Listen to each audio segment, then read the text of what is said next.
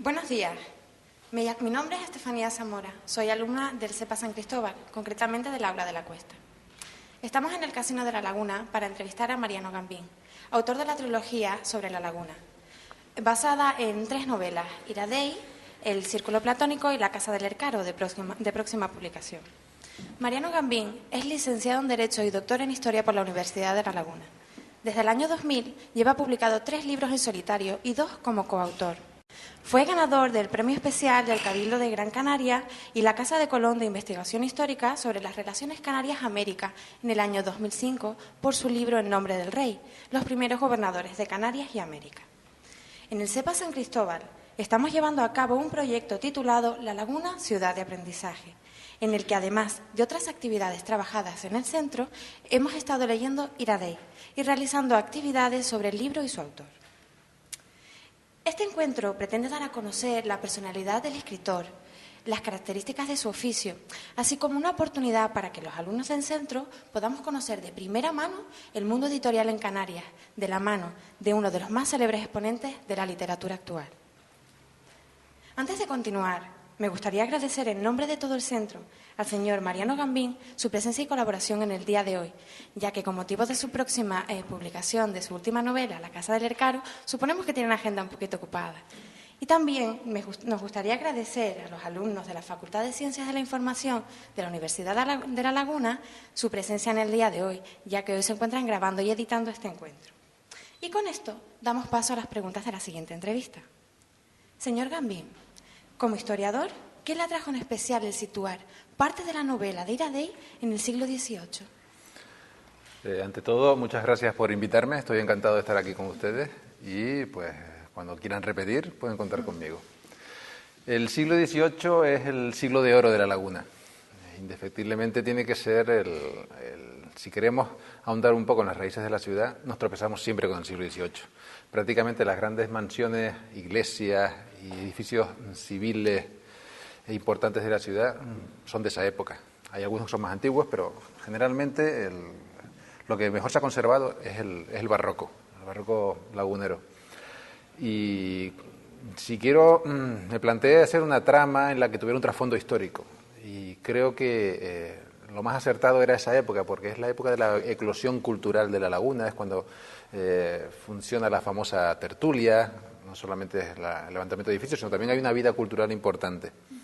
También es un momento en el que hay ciertos cambios sociales que intento reflejar en la novela, porque la familia que hago referencia del Marqués de Fuensanta tiene un origen, digamos, que no es noble, pero que acceden al nobiliario. Es un momento en que empiezan a ocurrir también algún tipo de no revoluciones, pero sí alguna que otra transformación social. Y me venía muy bien plantear que el origen del misterio que se plantea en la novela pues esté en esa época. Pues como se ve en la novela, pues con el género epistolar, que era muy típico en aquel tiempo, pues uno va ahondando en la familia, qué es lo que iba pasando a través de cartas. Entonces, pues también tenemos el acercamiento a nuestro pasado a través de lo que son los documentos, las entradas en el archivo, pues cuando está la puerta abierta y cuando está la puerta cerrada, que por lo visto se puede entrar también. El género el legajo, cómo los que escribían cartas guardaban esas cartas, no solamente las que recibían, sino también copias de las que enviaban, para luego saber qué es lo que habían escrito. Entonces, esa forma de adentrarnos en el pasado de la ciudad, pues me ha parecido ideal para darle ese entorno misterioso del que siempre conlleva todo el pasado, ¿no? Y pues en ese sentido, pues para mí el siglo XVIII es básico en la laguna, y como lo tenía ahí a mano, pues lo he cogido y lo he utilizado. Usted describe la ciudad de la laguna del siglo XVIII muy bien, y al que lea la novela le es fácil imaginársela. Desde entonces la laguna ha cambiado mucho. ¿Ve usted algún cambio que le haya llamado significativamente la atención a la laguna actual a la que usted describe en la novela? Bueno, hay un cambio fantástico que es la peatonalización de las calles principales de la laguna. Eso es lo mejor que se ha hecho desde hace muchísimo tiempo. Me acuerdo, hará que 15 años así, que la laguna era una ciudad llena de coches. Todo el que iba hasta que se hizo la vía de Ronda, todo el que iba para Bajamar había que pasar por el centro de la laguna, que era horrible. Sobraban coches por todos sitios. Ahora, desde la peatonalización, pues uno puede volver a imaginarse cómo era la ciudad a escala humana, que es como se diseñó. se diseñó hace 500 años así, y en el siglo XVIII era muy parecida. Hombre, ahora tiene pues, los adelantos de las luces y muchas cosas nuevas. Pero los espacios de esas calles, que cuando las vemos sin coche, nos pueden hasta parecer hasta grandes, o sea, lo cual indica mucho del grado de previsión de los primeros pobladores de la ciudad al diseñar unas calles tan anchas para digamos, el paso humano, ¿no? A lo mejor algún carro, algún tipo de montura. Pero y ahora lo vemos bien, porque vemos que es una ciudad renacentista por eso, porque está diseñada con unas calles muy amplias. Si nos remitimos un poquito más en el pasado, vemos las ciudades medievales que son estrechas y sinuosas. La Laguna no, participa ya de una trama más o menos diseñada y que además es la antesala de lo que va a ocurrir en América. En América va a ocurrir a eso. Ayer precisamente estaba viendo una amiga que había hecho unas fotos de Cartagena de Indias y había una en la que salía un balcón canario y le decía, esto es un balcón canario, pero pues no, eso es Cartagena de Indias. O sea que realmente lo que se hizo en América tiene mucho que ver con lo que se hizo en la Laguna. A quienes vivimos en la Laguna y conocemos a muchas de las personas que la habitan, a veces nos da la impresión de que algunos de los personajes de Ira Day están inspirados en personas de la vida actual de la ciudad. ¿Es así? No hay ningún solo personaje que esté inspirado en alguna persona concreta, pero puede tener elementos de varias. Concretamente, los 4 personajes principales son arquetipos. No hay nadie que sea Ariosto, por ejemplo. Pero Ariosto, por ejemplo, tiene 3 fases. Una fase que es, me fijo en personas que conozco. Otra segunda fase es en personas que me he inventado. Y la tercera son elementos autobiográficos que yo aporto al personaje. Por ejemplo, pues la música que le gusta escuchar a Ariosto es la que me gusta escuchar a mí. Entonces, pues no tengo que complicarme mucho la vida, ¿no? O las copas que toma Ariosto son las copas que tomo yo. O sea que, pero, por ejemplo, la casa de Ariosto es una mezcla de casas de 3 o 4 amigos que tengo. Porque tienen los salones abarrotados de cuadros, con un piano y ese tipo de cosas. Pues es una mezcla de todo, un arquetipo. Y lo mismo ocurre con los demás personajes. Con respecto a muchos personajes secundarios, por lo visto todo el mundo en la Laguna tiene una tía que se parece a Enriqueta o a la otra, ¿no? Con lo cual ahí, sin quererlo, he acertado en cuanto al personaje de esas personas mayores que son familia y que pululan por la ciudad. También me han dicho que si conocía al lavacoche. Digo, no, el lavacoche es inventado, pero por lo visto hubo un lavacoche que respondía a la descripción del personaje. Es más, hasta me dijeron el nombre y todo. Digo, no, perdón, se supone que prácticamente en todas las ciudades siempre hay un personaje de ese estilo, ¿no? O de la mercera, o de este tipo de cosas. O sea, no está pensado, o sea, no es copia de nadie, muchas veces son invención, pero a mí lo que me satisface más es el hecho de que el lector lo haya identificado con alguien que realmente existe. Con lo cual entiendo que el personaje es creíble. Se lo creen, porque le ponen cara. Si le ponen cara de alguien que conocen es porque se lo creen. Habla usted en la novela de 2 personas a las que agradece especialmente su apoyo y colaboración para la entrega de cada capítulo.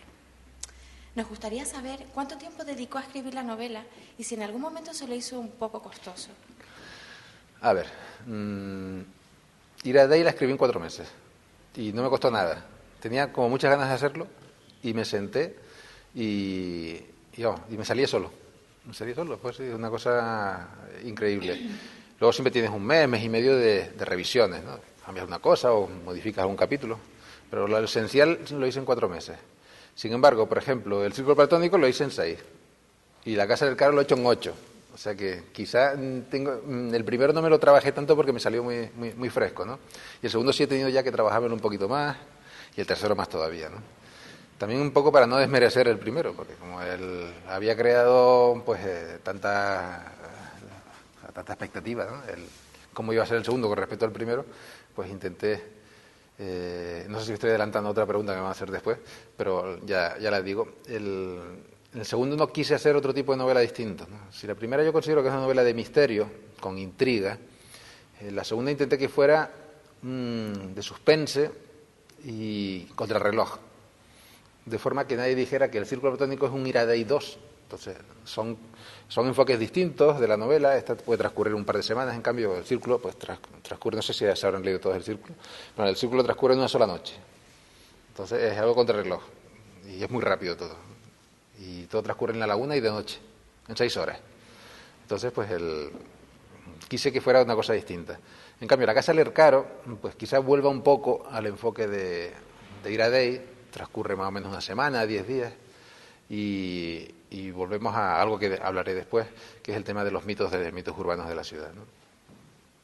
En ese sentido, no me costó Iradei, me ha costado más el ciclo platónico y la Casa del Ercaro también. Pero el primero, la verdad es que me salió, tenía muchas ganas de escribirla, no me costó nada. Buenas, me llamo Margot, vengo del Centro de Adultos de Finca Pacho.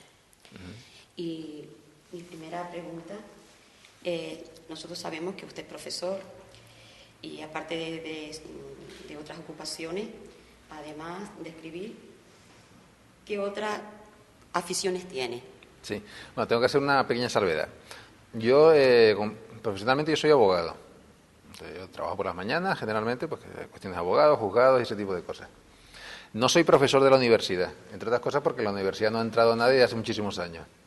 Pero sí, acabo de terminar el doctorado y formo parte de 2 proyectos de investigación de la universidad, con lo cual estoy vinculado a nivel de investigador, pero no doy clases, ¿no?, en ese sentido. Y en mis ratos libres pues me pongo a escribir este tipo de literatura leve en comparación con lo otro, ¿no? Bueno, pues aparte de esas 3 cosas, pues yo siempre, la lectura es el principal hobby que tengo. Leo mucho autor, sobre todo norteamericano. Los thrillers son los que más me gustan de leer, también novela negra, de vez en cuando pues algún ensayo, algo. Últimamente he leído a bastantes autores españoles y me ha gustado mucho, hay varios autores que me han gustado mucho. Y el quinto, por decirlo, es el deporte. Yo siempre he sido deportista, además casi profesional en una época de mi vida y cuando puedo pues también. Yo estuve como 15 años haciendo natación pura y después cuando puedo voy a nadar un rato y bien. Bueno, la otra pregunta que le voy a hacer, que si toma nota de todo, de lo vivido por usted para incorporar datos o detalles a sus libros. Más que tomar nota, me aprovecho de mi experiencia vital, eso es evidente. Normalmente cualquier escritor siempre aporta algo de, si no de su vida, de sus experiencias. En el libro no sabría decirte cuáles, pero más o menos, quizás la forma de enfrentarse los personajes a los problemas, o bueno, pues algún detalle concreto que ahora se me escapa, pero siempre hay mucho de autobiográfico en las novelas. O más que nada, evidentemente, todas las descripciones y los comentarios sobre los locales o sobre los sitios de la laguna son mías. La sensación que describo cuando un personaje va por la laguna, pues son las mías, son mis percepciones que las traspaso. A lo mejor intento darle un poco de matiz dependiendo de qué personaje sea. Si es un personaje femenino, pues intento que sea una cosa más sensible. Un personaje masculino, pues a lo mejor, o no, pero por ejemplo, la percepción que puede tener Galán debe ser distinta de la que tiene Sandra. Si fueran todos iguales, pues no, el lector no le cuadraría eso, ¿no? ¿Cree usted que en algún momento en el futuro podría usted llegar a vivir solo de la literatura? Creer, no sé, desearlo sí. Cualquier escritor que le publican, lo primero que quiere es primero que la novela guste, luego que la novela pues tenga una difusión lo más amplia posible y que se valore un poco el trabajo que uno ha hecho en la redacción. Para poder vivir de esto hace falta vender mucho. Estamos en un mundo consumista, capitalista y para vivir esto hay que vender muchísimo. Hay que vender como mínimo unos 30 o 40 mil libros al año. Y yo todavía no llego a eso ni de lejos, ¿no? Lo último que me han comentado es que ya vamos por los 15.000 de Iradei, que está muy bien. Está muy bien para nivel... ya contando la edición canaria y la edición nacional, ¿no? De hecho ya han sacado una segunda edición nacional. Con lo cual pues va bien, las editoriales están contentos y piensan que ahora con la Casa del Ercaro se va a aumentar lo que es las ventas y la difusión. El Círculo Platónico siempre queda ahí en medio como un poquito de hermanita pobre, pero ahí me gusta mucho el Círculo Platónico. Yo creo que también, cuando la gente se acerca a Iradei y se acerca a la Casa del Ercaro, acabará también entrando en el Círculo Platónico. Y puede que incluso les guste más que los demás. Bueno, pues ahora que ya se puede decir que su novela ha sido un éxito, perdón, ¿cree difícil poder explicar cuál es la clave para que una novela llegue a ser un gran éxito? Yo creo que todavía no es un gran éxito. Es un éxito mediano a nivel local. A mí todavía no me paran por la calle, ¿no? Alguna vez, algún loco. Pero generalmente son gente que ya me conoce. Ha funcionado bien.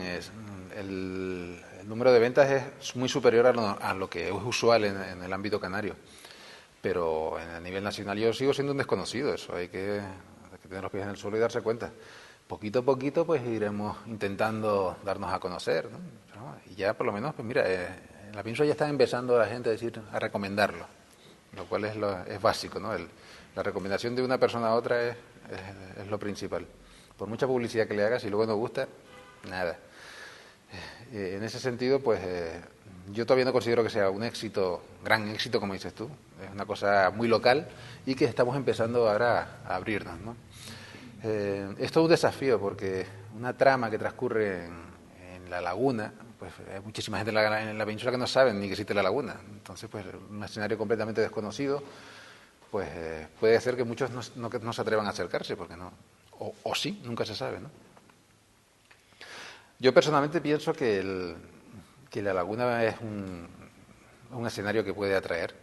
Si no de entrada, luego atraerá y será un elemento favorable para la difusión de las novelas, más que algo en contra, ¿no? Bueno, por último, ¿qué fue lo que le animó a escribir esta novela? Pues tenía ganas.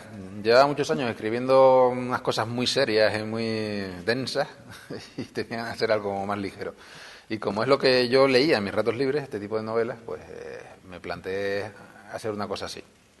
Realmente no tenía pensado ni hacer la novela entera, sino hice los 5 primeros capítulos y se los dejé a leer a la gente que está en mi entorno, a la gente del trabajo y mi familia.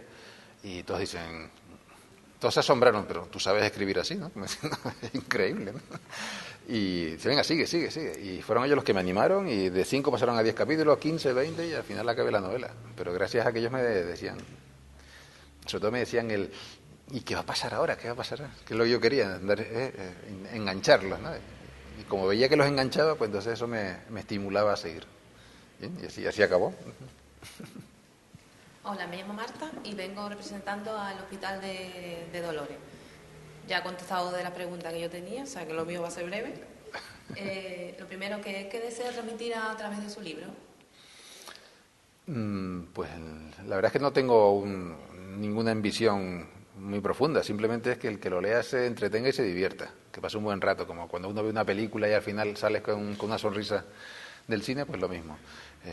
Si además de eso, pues logro transmitir la importancia que tiene la ciudad de La Laguna, tanto como obra de arte en sí, sino como lugar de convivencia de los tinerfeños, pues mejor.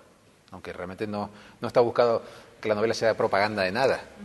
Si es algo que viene añadido, pues encantado. Y realmente yo lo hice para divertirme, para divertir a esa gente que me leía, que parecía como unas entregas, ¿no? A ver, el próximo capítulo, el próximo día, pues toma el capítulo. Y así fue desarrollándose hasta que terminó. Y viendo el buen recibimiento que tuvo, pues ya me decidí seguir con otros temas, otras tramas.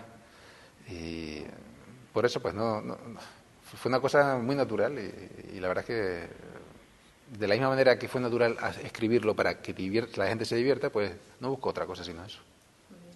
¿Se ha planteado escribir una novela del mismo tipo pero dirigida a Santa Cruz? Pues de momento no. Aunque en La Casa del Caro hay varios capítulos que transcurren en Santa Cruz. Es inevitable cuando tanto Ariosto como Sandra viven en Santa Cruz, entonces pues es normal que se vean entre ellos allí. Pero digamos que el hilo común que tienen las 3 novelas es la ciudad de La Laguna, y porque esa riqueza que tiene no solamente artística sino arquitectónica, y la antigüedad que resuma historia. Y pues de momento esas 3.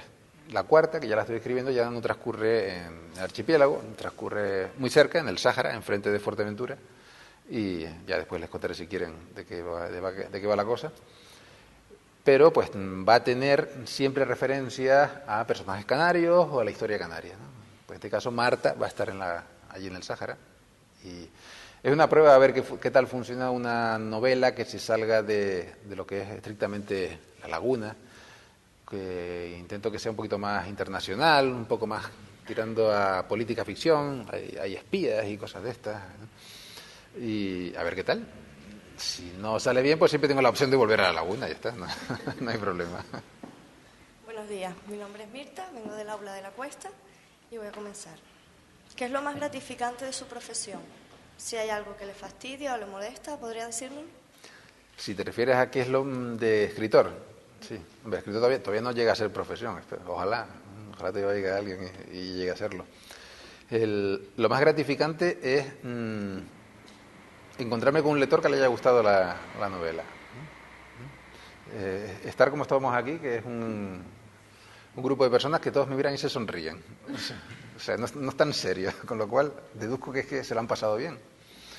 Eso es lo más gratificante que hay, el que te digan, me ha gustado la novela. ¿Cuál ha sido su mejor o peor crítica? Afortunadamente, casi todas las críticas que tengo han sido buenas. Críticas, a lo mejor en un blog alguien le ha dicho que no le ha gustado, pero curiosamente, esa misma persona, cuando se ha leído el ciclo platónico, ha cambiado de opinión. ¿Sí? Con lo cual, pues es algo que me ha satisfecho mucho, ¿no? Yo no sé cuál es la razón, pero debe ser que la gente es muy educada y si no le gusta la novela no te lo dice. Pero generalmente todo el que se me dirige a mí es para decirme lo que le ha gustado, ¿no? Entonces, pues, o soy muy afortunado o te digo que la gente es muy buena conmigo y no me dice las cosas malas. Y de momento todos son buenas. Hombre, generalmente cuando los críticos literarios, por ejemplo, dicen que les ha gustado porque se han entretenido, tiene un ritmo muy, muy bueno, los personajes son divertidos. Ahora, siempre dicen, esta novela no pasará a la historia de la literatura. Digo, bueno, vale, pero es que yo ya cuento con eso, yo no pretendo pasar a la historia de la literatura, yo simplemente pretendo que el que lo lea se lo pase bien. Me han hablado que es literatura de aeropuerto, literatura de evasión. Digo, pues nada, encantado que sea así. Tenemos uno de los lectores más leídos del mundo, es Alberto Vázquez Figueroa, que es tinerfeño y hace ese tipo de literatura y es considerado en todo el mundo. O sea que, vamos, yo, parecerme un poquito a don Alberto, pues ya con eso estaría contento. ¿Qué opina de la literatura moderna y contemporánea en Canarias? Aquí tenemos unos autores muy buenos, y que no tienen salida por falta de difusión nacional. Y es lo que, por ejemplo, nos pasaba a nosotros. Con las 2 ediciones canarias no hubo forma de poder distribuirlas en la península. Los distribuidores se negaban porque pensaban que eran novela escrita por un canario, editorial canaria, tema canario, interesa solo a los canarios. Con lo cual no la distribuimos en la península. Costó mucho el conseguir que saliera a nivel nacional y el problema, yo he tenido suerte, hemos podido hacerlo, pero hay otros autores aquí que son muy buenos y que todavía no tienen esa facilidad, o a lo mejor sí, les están empezando a publicar a nivel nacional, pero con poca difusión, con lo cual pues es un pequeño saltito, pero no muy alto. Aquí tenemos autores internacionales, bueno, de talla internacional. Aquí en Tenerife tenemos, por ejemplo, de novela negra Javier Hernández Velázquez, en literatura Pablo Martín Carvajal, que también es muy bueno. Esto es por nombrar solamente 2.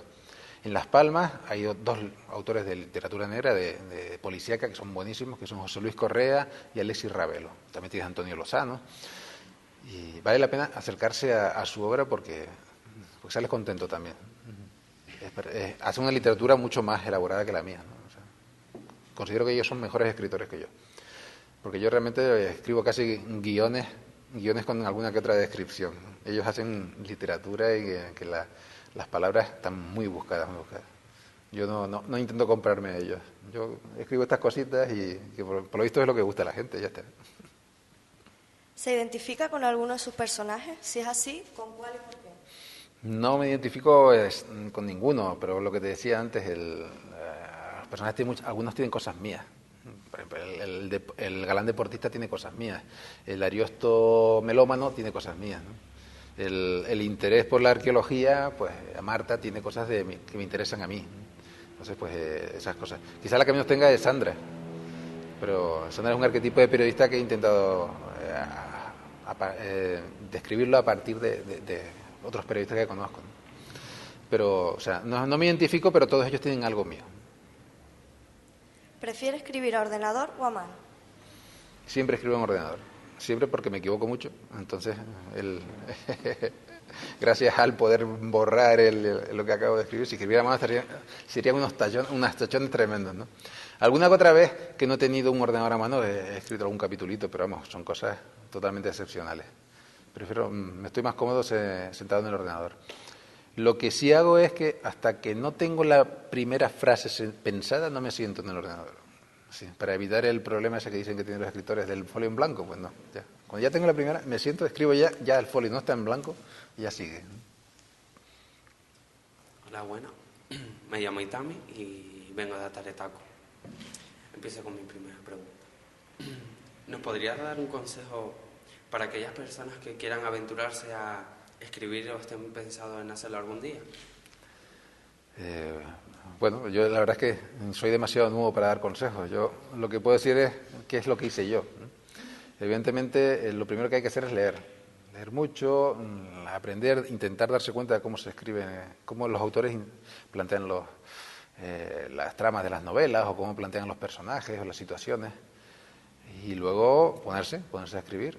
Mejor empezar a lo mejor con relatos cortos y luego uno pues y ver qué tal funciona eso con su entorno, ver si les gusta, dárselo a gente que no sean tus amigos y ver que te responden, porque muchas veces hay autores que están rodeados de una serie de familiares y aduladores y se creen que son buenísimos, pero luego los lee el que no es su amigo y dice, esto no me gusta nada. Entonces pues realmente hay que probar y ensayar, y si no les gusta pues preguntarles por qué, intentar mejorar, y una vez que consideres que ya escribes y que a la gente le gusta lo que escribes, pues ya te puedes meter con algo más elaborado, con una novela.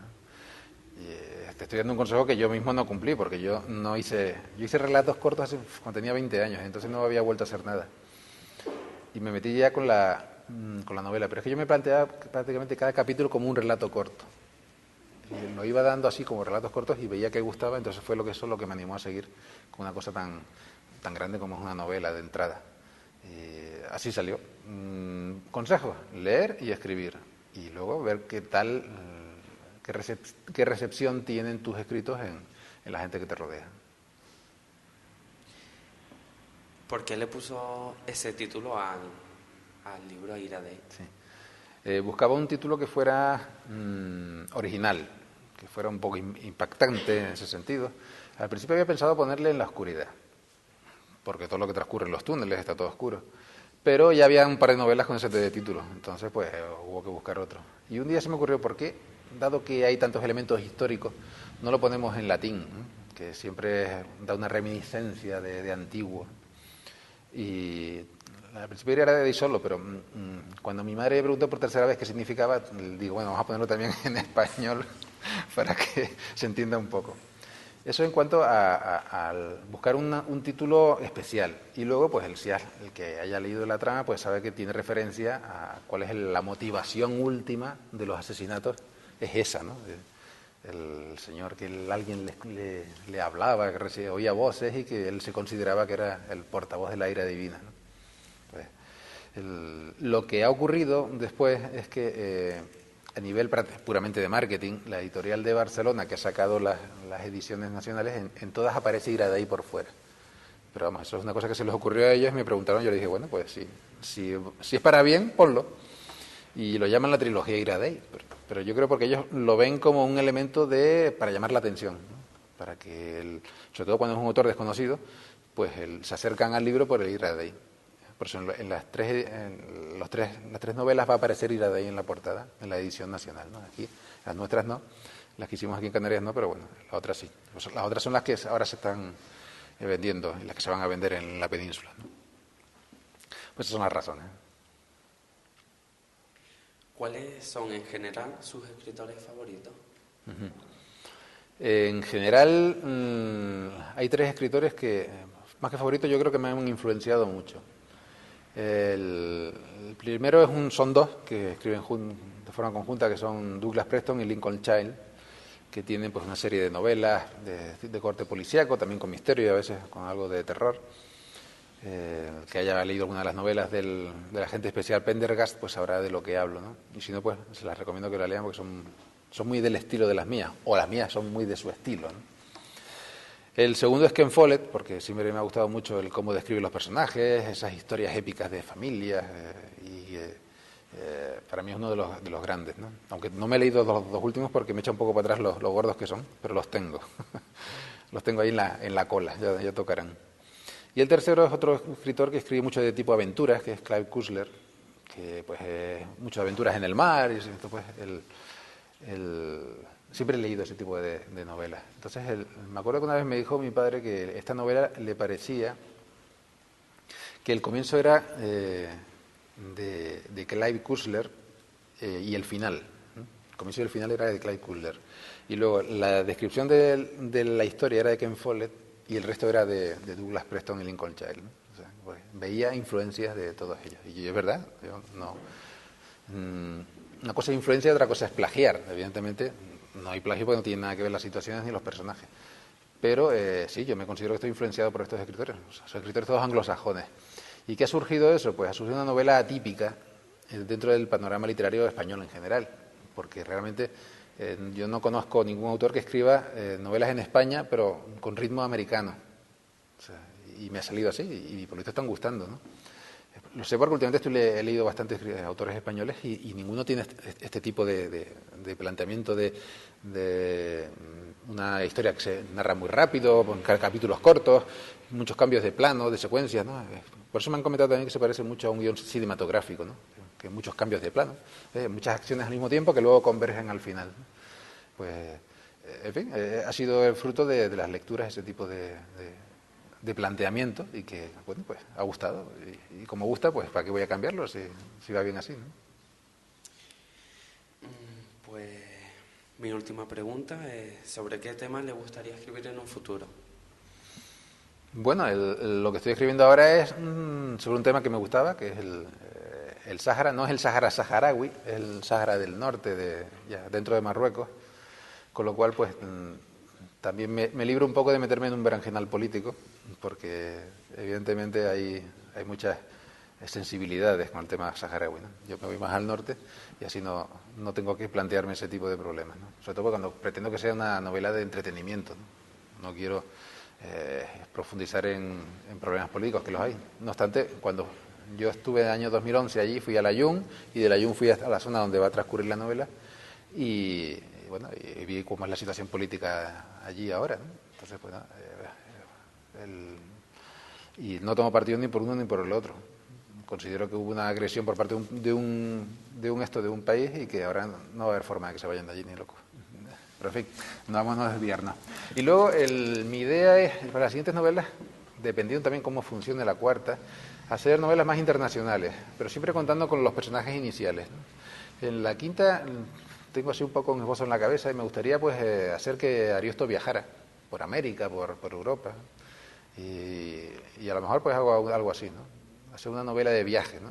De viaje, pero a lo mejor también un poco de thriller, algo que tenga que ir a un sitio porque va a ocurrir algo allí, tiene que ir a avisarle o evitar algo y luego llega allí y tiene que ir al otro, entonces pues algo así.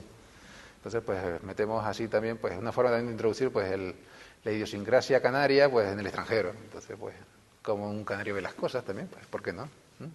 Todo también dentro de eso de una trama de policíaca o de misterio que se me pueda ocurrir, que todavía no lo tengo claro.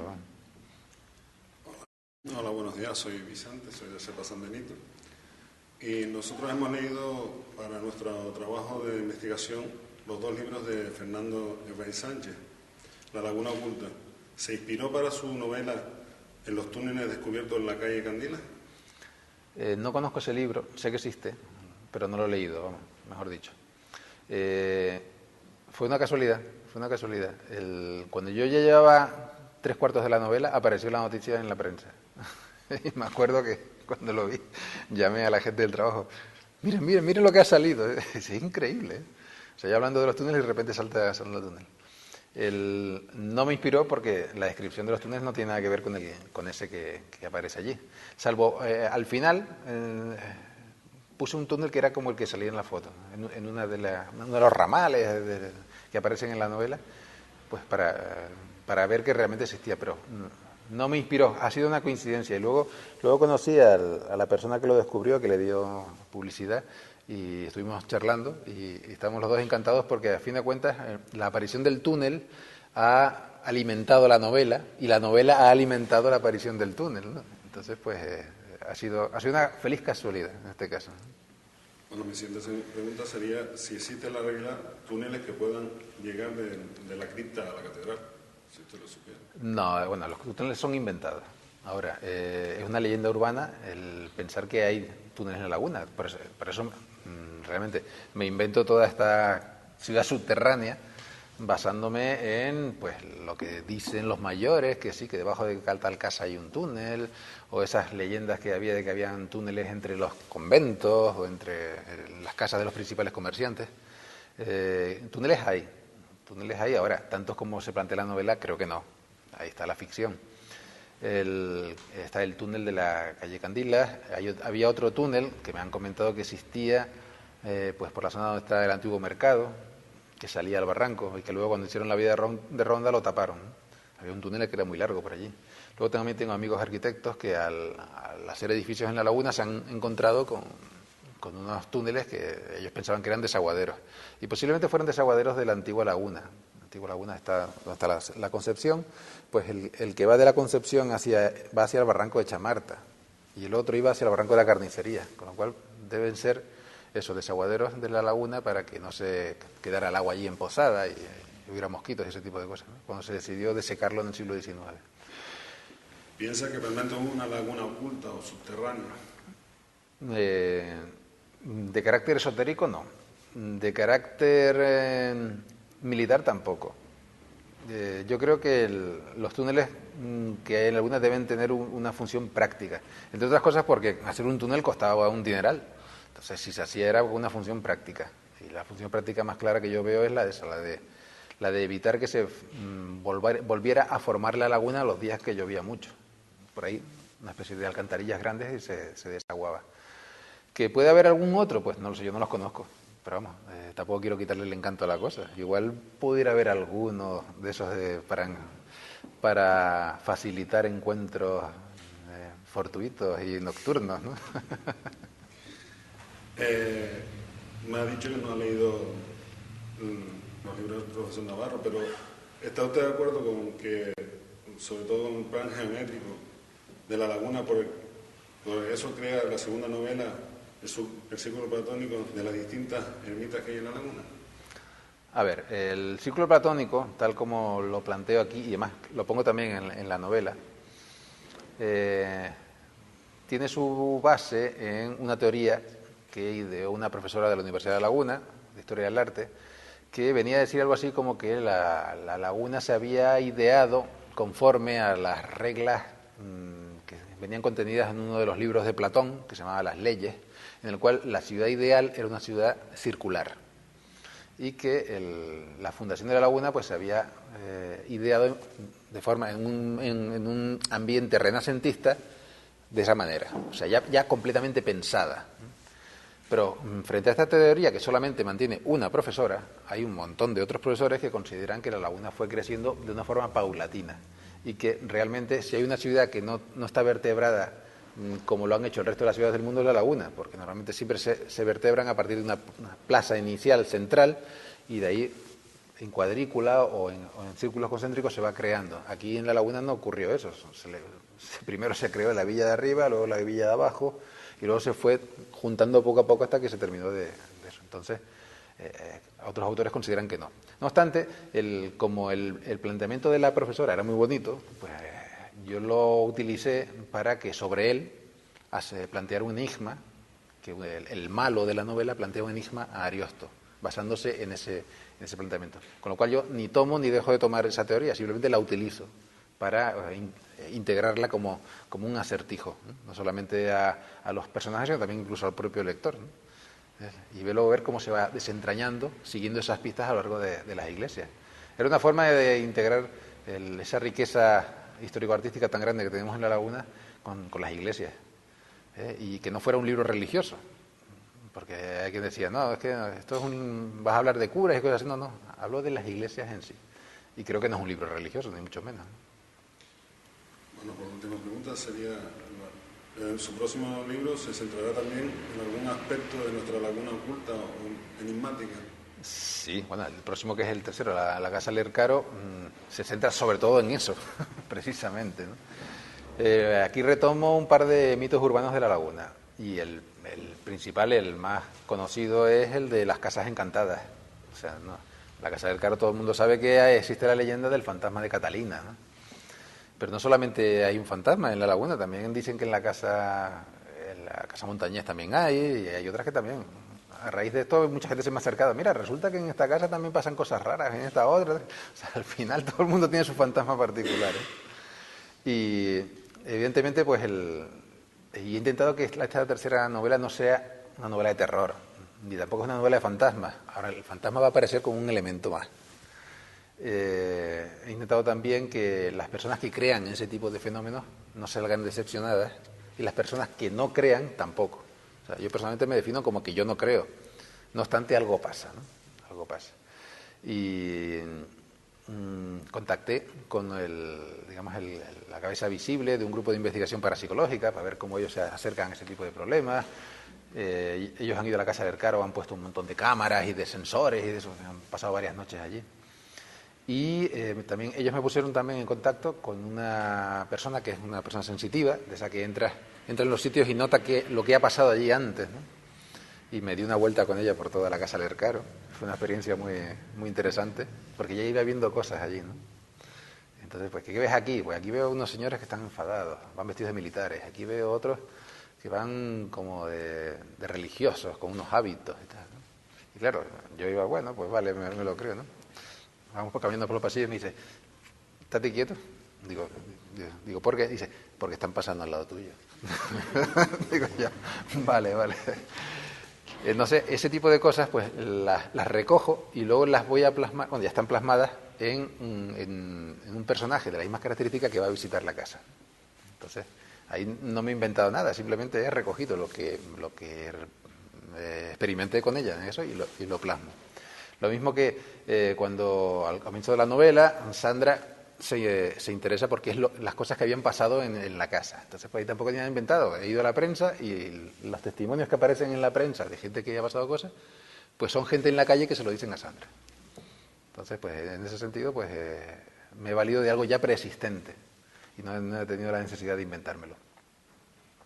Y el otro mito urbano que utilizo es el mito urbano del pirata Amaro Pargo, que nunca fue pirata, era un comerciante, Amaro Rodríguez Felipe, que le dieron ese apodo, y tampoco fue corsario, era un comerciante que se enriqueció muy rápido y pues las malas lenguas en la laguna, que existen, sospechaban de por qué se había enriquecido tan rápido. Y claro, le endosan rápidamente la etiqueta de pirata y acaban antes, ¿no? Pero no, era un comerciante que tuvo muy buena visión comercial, que comerciaba mucho entre Venezuela y, bueno, lo que era el antiguo, no era Venezuela todavía, ¿no?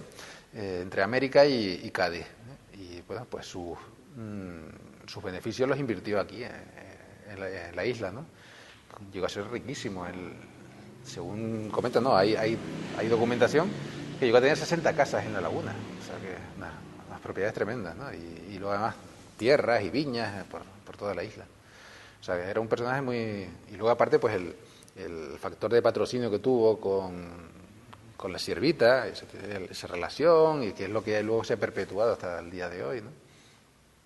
Es un elemento, bien, pero tampoco lo he utilizado como personaje principal, es un personaje tangencial que aparece de forma, pero me aprovecho para explicar lo que se sabe realmente de él y desmitificar un poco esa etiqueta que le han puesto de pirata, que es injusta por completo, ¿no? Sobre todo porque en aquel tiempo la piratería era uno de los peores delitos que se podían cometer, ¿no? Estaba castigado con la horca de forma inmediata, ¿no? Entonces nunca un comerciante pudo ser pirata, ¿no? Jamás. Bueno, aquí hemos llegado al final de la entrevista. Le agradecemos todos mucho que haya venido y me gustaría saber cómo se ha sentido estando con nosotros y en este ratito que hemos pasado juntos. Pues muy bien, muy cómodo y muy rápido. Se ha pasado. Si quieres seguir preguntando, yo no tengo nada que hacer ahora de momento, así que no hay problema. Muchas gracias. Nada, gracias a ustedes.